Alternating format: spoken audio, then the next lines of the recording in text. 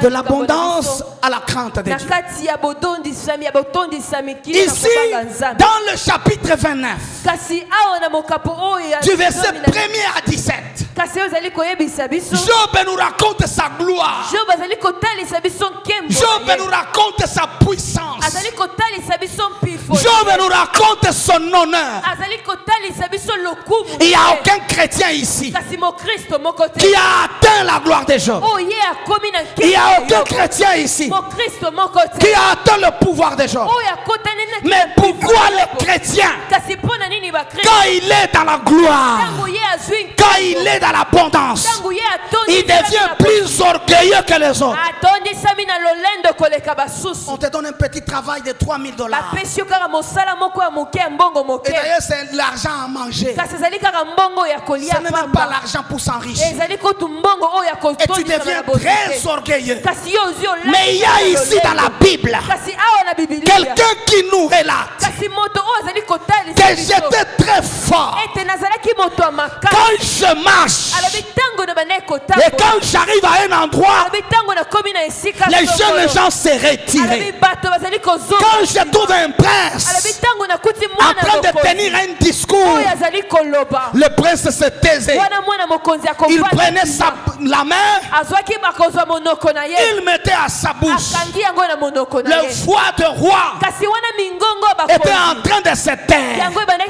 Et les langues collaient leur palais. Quelle gloire! Malgré cette gloire, Job est resté intègre. Alléluia. Dis à celui qui a écouté, reste intègre. Dis-lui bien, reste intègre. Je ne te vois pas, reste intègre. Alléluia. Mais à un certain moment, tout d'un coup, la gloire de Job s'arrête. Oh, c'est là où est venu mon thème. La gloire de Job s'arrête. Écoutez, tu étais dans la pauvreté. L'Éternel t'a donné quelque chose. Tu as commencé à t'enorgueillir. Est-ce que les jours où ta gloire va tomber, tu resteras dans la crainte de Dieu ou pas? Parce que dans la vie, il y a toujours des hauts et des bas. Il faut se préparer à tout. Il faut se préparer à toute évidence. Mais les jours où tu as touché à quelque chose, l'abondance de Job s'arrête. Il y a un temps, je t'informe, où ton abondance va s'arrêter. Est-ce que tu resteras? Est-ce que tu resteras debout? Est-ce que tu resteras au pied de Dieu? Est-ce que tu resteras avec Dieu? Ou soit les jours que l'abondance va t'attraper. Vous savez, j'ai une sœur qui me posait la question. Demandez-moi à l'évangéliste le jour je vais arriver à l'église. Est-ce que dans son église là, il y a quelque part où il faut parquer la voiture? Ou soit on parque dans une autre avenue.